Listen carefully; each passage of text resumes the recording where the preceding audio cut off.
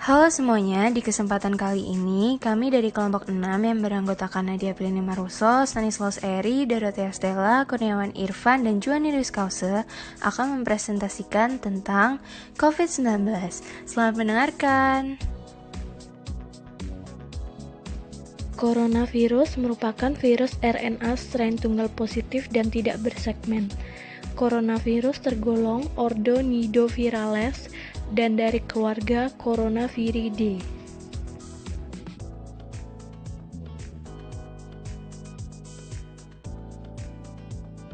Semua virus ordo Nidovirales termasuk corona memiliki kapsul atau envelope. Dia tidak bersegmen dan virus ber-RNA positif yang memiliki genom RNA sangat panjang. Struktur coronavirus berbentuk seperti kubus dengan protein S di permukaan virus.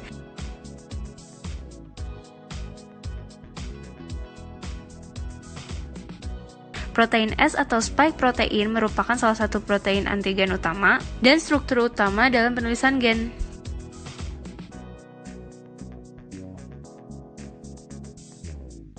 Berikut adalah siapakah yang diduga menjadi survival bantaran coronavirus.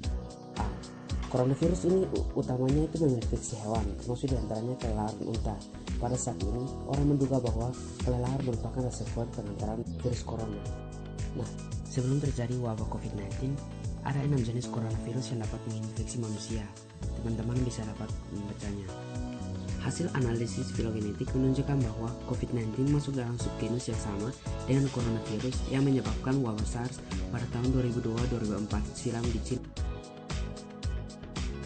Hasil analisis struktur genom COVID-19 memiliki pola seperti coronavirus sebelumnya. Bisa lihat pada gambar 1. Sequence COVID-19 memiliki kemiripan dengan coronavirus yang diisolasi pada kelelawar, sehingga muncul hipotesis bahwa COVID-19 berasal dari kelelawar yang kemudian bermutasi dan menginfeksi manusia. Yang berikut adalah cara transmisi virus corona. Saat ini, penyebaran virus corona dari manusia ke manusia menjadi sumber transmisi utama, sehingga penyebaran menjadi lebih agresif. Transmisi virus corona dari pasien simptomatik terjadi melalui droplet yang keluar saat batuk atau bersin. Selain itu, telah diteliti bahwa virus corona dapat viabel pada aerosol yang dihasilkan melalui nebulizer selama setidaknya 3 jam.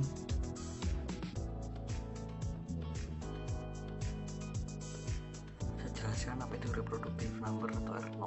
Itu adalah jumlah ekspektasi kasus sekunder yang dihasilkan dari suatu penderita yang punya kemampuan menyebarkan penyakit dan mengeluarkan penyakit itu pada populasi yang sehat. Perkiraan R0 untuk SARS dilaporkan berkisar antara 2 dan 5. Rata-rata R0 untuk COVID-19 ditemukan dalam kisaran ini. Hal ini dikarenakan karena adanya kesamaan kedua patogen dan wilayah pemaparan. Lihat pada gambar ilustrasi transmisi coronavirus. Stage pertama, coronavirus mulai muncul. Stage kedua, penularan melalui hewan sebagai host coronavirus. Stage ketiga, penularan dari hewan ke hewan dan dari hewan ke manusia. Stage keempat, penularan dari manusia ke manusia. Stage kelima, coronavirus mulai menyebar ke seluruh dunia. Menurut data penelitian pada ibu hamil ke janin, tidak adanya bukti bahwa adanya transmisi. Jadi dapat disimpulkan bahwa transmisi secara vertikal tergolong sangat kecil.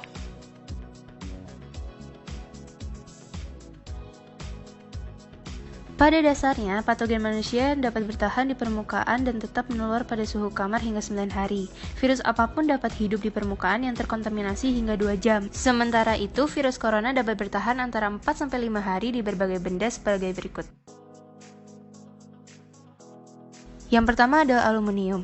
Virus corona dapat bertahan di aluminium selama 2-8 jam sejak pertama kali bersentuhan dengan orang yang membawa virus tersebut. Yang kedua adalah besi. Virus corona dapat bersemayam di besi selama 4-8 jam. Contohnya seperti gagang pintu, pagar, dan sebagainya. Yang ketiga adalah kayu. Dengan rentang waktu yang lebih lama dari sebelumnya, kayu dapat menjadi tempat bagi virus corona selama 4 hari sejak tersentuh. Lalu ada kaca. Sama seperti kayu, kaca juga menjadi materi tempat virus corona menempel selama 4 hari. Yang kelima ada kertas. Virus ini dapat bertahan di kertas selama kurun waktu 4-5 hari sejak disentuh oleh orang yang membawa virus tersebut. Yang terakhir adalah plastik. Plastik bukan hanya sulit diurai, ternyata plastik juga dapat menjadi tempat singgah virus corona selama 5 hari saat pertama kali disentuh. Berikut sel manakah yang menjadi target utama virus corona? Patogenesis COVID-19 masih belum banyak diketahui, tetapi tidak jauh berbeda dengan SARS-CoV sebelumnya. COVID-19 pertama akan menginfeksi sel-sel pada saluran napas yang melapisi alveoli.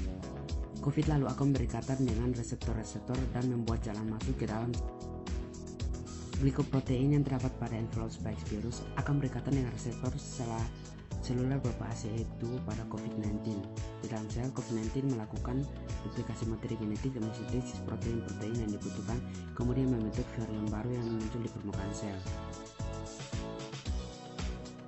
Berikut paru-paru. Di hari awal infeksi, COVID-19 dengan cepat menyerang sel paru-paru manusia. Sel-sel tersebut berasal dari 2 kelas, satu yang membuat lendir, sementara lainnya adalah silia yang seperti rambut.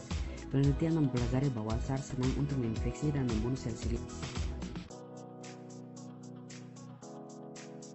yang kemudian mengelupas dan mengisi saluran udara pasien dengan puing-puing dan cairan.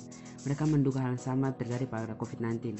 Ini karena studi awal COVID-19 telah menunjukkan bahwa banyak pasien mengidap pneumonia pada kedua paru-paru dan kesulitan bernafas. Yang berikut adalah skema replikasi virus dan patogenesis virus dalam sel target.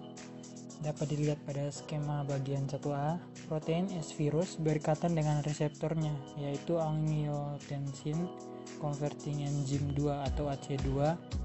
Kemudian dia masuk ke dalam sel dibantu oleh enzim TMPRSS2.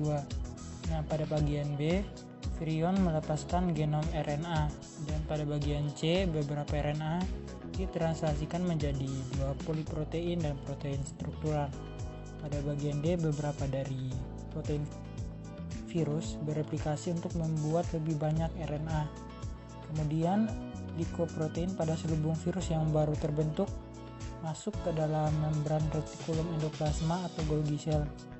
Kemudian terjadi pembentukan nukleokapsid yang tersusun dari genom RNA dan protein nukleokapsid. Kemudian partikel virus akan tumbuh ke dalam retikulum endoplasma dan Golgi cell. Pada tahap akhir, vesikel yang mengandung partikel virus akan bergabung dengan membran plasma untuk melepaskan komponen virus yang baru. Nah, pada bagian F, virion dilepas. Baik, saya jelaskan poin pertama dan kedua. Poin pertama kedua saling berkaitan. Hal ini karena saat ARDS terjadi pada sitokinin, yaitu respon inflamasi dalam jumlah besar akibat pelepasan sitokinin dan kemokin dalam jumlah yang besar. Saya jelaskan alasan poin ketiga. Hal ini karena distribusi jenis kelamin lebih banyak pada laki-laki. Hal ini diduga terkait prevalensi perokok aktif yang lebih tinggi. Berdasarkan data yang sudah ada, penyakit komorbid hipertensi dan diabetes mellitus, jenis kelamin laki-laki, dan perokok aktif merupakan faktor resiko dari infeksi SARS-CoV-2. Distribusi jenis kelamin yang lebih banyak pada laki-laki diduga terkait dengan prevalensi perokok aktif yang lebih tinggi. Pada perokok, hipertensi, dan diabetes mellitus, diduga ada peningkatan ekspresi reseptor ACE2. Mereka mengalami penurunan respon imun sehingga lebih mudah terjangkit COVID-19 dan dapat mengalami luaran yang lebih buruk. Studi Guan DKK menemukan bahwa dari 261 pasien COVID-19 yang memiliki komorbid, 10 pasien diantaranya adalah dengan kanker dan 23 pasien dengan hepatitis B.